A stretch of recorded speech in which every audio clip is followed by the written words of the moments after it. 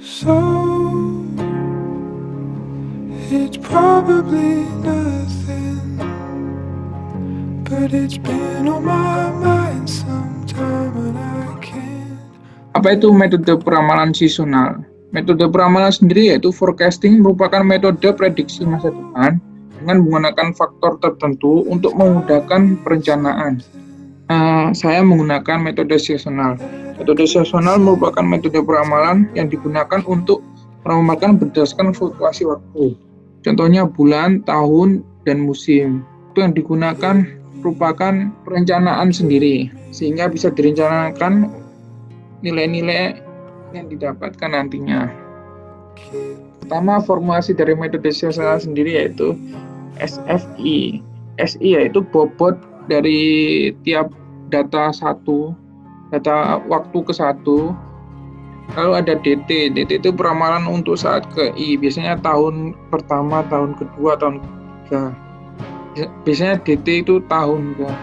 Dan untuk mencari SI yaitu data 1 dibagi total data. Sebelum itu harus mengetahui faktor peramalan tiap tahun dengan metode linear trend. Kenapa metode linear trend? Karena yang dicari adalah fluktuasi data, sehingga untuk metode konstan tidak memenuhi persyaratan dari metode seasonal ini, sehingga nanti susah didapatkan data yang akurat. Yang pertama, mencari nilai A. A didapat dari ini total DT. DT itu demand pada saat T, waktu DT, dikurangi B. B itu kemiringan garis, didapatkan dari B ini nanti. Lalu dikali total T. Total T itu yaitu time, total waktu, dibagi N, jumlah data. Lalu untuk mencari B yaitu N jumlah data dikali TD, T yaitu total data TDT dikurangi total waktu kali total data DT, terus dibagi N dari jumlah data kali total T kuadrat dikurangi total waktu di pangkat 2. Ini ada soal. Berikut merupakan data permintaan minuman OKYes. Data tersebut yaitu ada tahun dari 2016 sampai tahun 2019 dengan ada triwulan pertama yaitu 3 bulan pertama, triwulan kedua, 3 bulan kedua, triwulan ketiga, 3 bulan ketiga, triwulan keempat yaitu 3 bulan terakhir.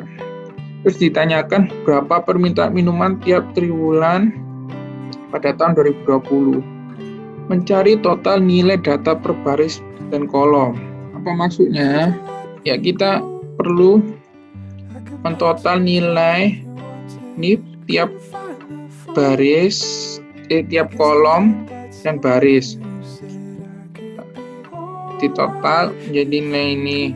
Di total ini dia nilainya.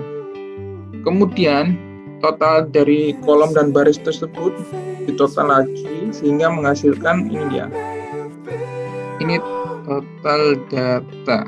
Kemudian langkah kedua yaitu mencari pertama tadi faktor bobotnya SI ya. Dari mana S tadi? Dari D1 dibagi total data. Ya. Ini tadi data D ini dibagi ini.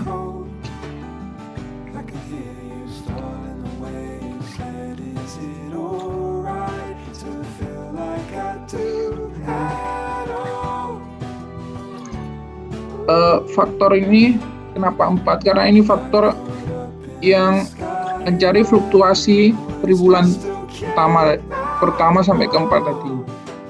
Yang didapat 53,1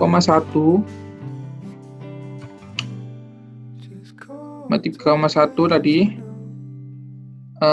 dibagi 21,8 bagi total data tadi.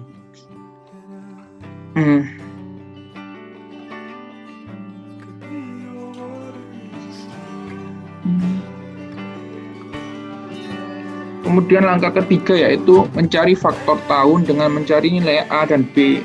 Tadi nilai A dan B. Ini total data DT dikurangi B, nilai kemiringan dikali total waktu dibagi total data B ya. Bisa dilihat DT ini tadi ini kolom ini untuk T ini tadi waktu dikuadratkan bisa dilihat di kolom ini. Ini total T kuadrat tadi ya. Langkah selanjutnya, langkah keempat melanjut ke langkah ketiga yaitu mencari nilai B, yaitu 4 tadi nilai datanya N dikali total DT dikurangi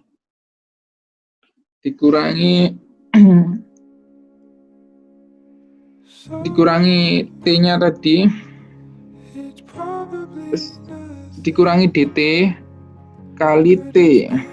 Ya, bisa dilihat hasilnya 114.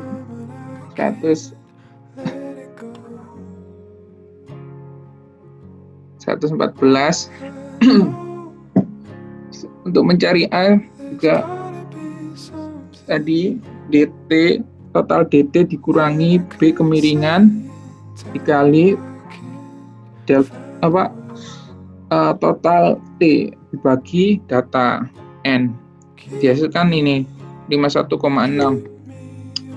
Lalu kita mendapat ini faktor D, T ini didapatkan nilai berikut ini.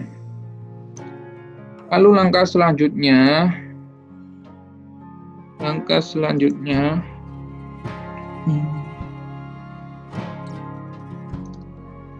5, sehingga dapat diramalkan pada tahun 2020 atau T kelima atau waktu kelima permintaan minuman per triwulan tersebut sebesar ya, D T 51,6 plus 144 T. T ini waktu ini tadi, sehingga sama dengan 51,6 ditambah 7,2 sehingga hasilnya 58,8. Lalu kemudian apa itu waktu situasional? Waktu situasional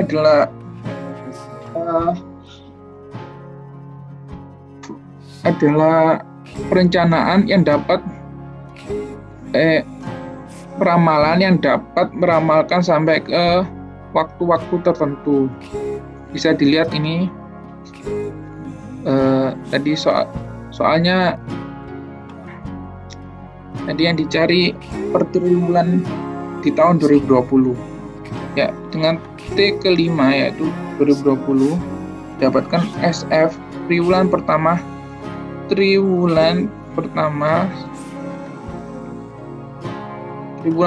yaitu faktor SF tadi, faktor SI dikali ini dia D, T sehingga hasilnya 14,22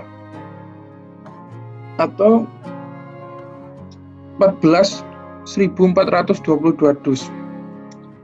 Kemudian ada SF2 dengan faktor bobot dari 0,255 dikali 58,8 menghasilkan 14,99 dus.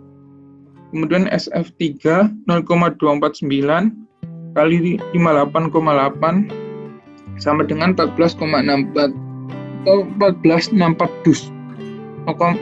Ada triwulan keempat yaitu 0,262 kali 58,8 hasilkan 15,4 yaitu 1540 dus. Sehingga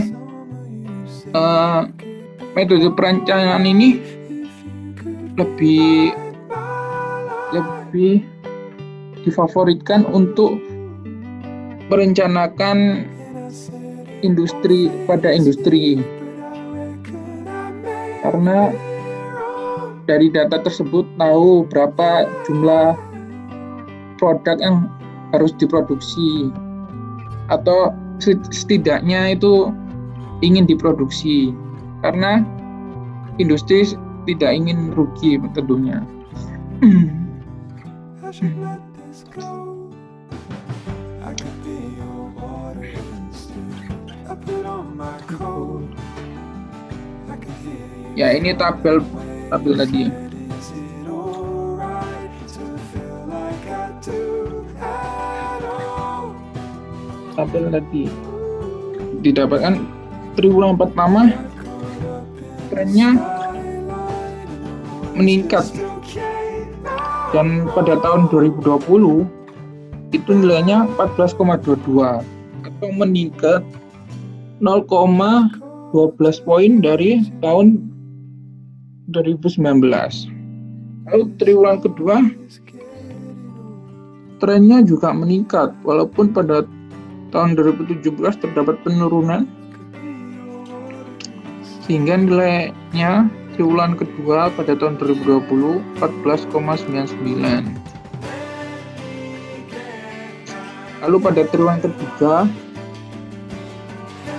ini nilainya relatif tidak stabil, 13 terjadi penurunan pada tahun 2017, lalu naik drastis tahun 2018, kemudian turun lagi tahun 2019, tahun 2020 diramalkan naik 14,64. Nah, triwulan keempat ini stabil, naik terus. Pada tahun 2020 nilainya puncak juga 15,4. Ya, itu tadi metode peramalan seasonal. Metode peramalan seasonal bisa digunakan untuk meramalkan suatu produk atau suatu penjualan atau permintaan barang sampai dengan fluktuasi tiap-tiap waktu. Maksudnya adalah dapat digunakan untuk detail waktu ada triwulan pertama, triwulan kedua, triwulan ketiga, triwulan keempat. Tapi perlu digarisbawahi, metode perencanaan ini hanya mampu berfungsi jika dalam kondisi ideal. Kondisi ideal yaitu dilihat dari sejarah tahun sebelumnya.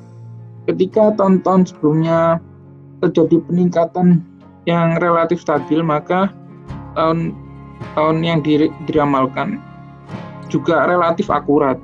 Jika pada tahun-tahun sebelumnya terdapat fluktuasi yang sangat tidak stabil, maka perencanaan pada tahun yang direncanakan tadi, yang diramalkan, pasti kurang akurat. Pasti. Lalu kemudian perencanaan ini juga akan tidak akurat jika terjadi terjadi insiden besar, insiden global seperti tahun ini, yaitu musibah corona. Itu peramalannya itu bakal tidak akurat sama sekali atau errornya itu tinggi sekali. Ya, sekian, terima kasih atas perhatiannya. Mohon maaf kalau banyak salah.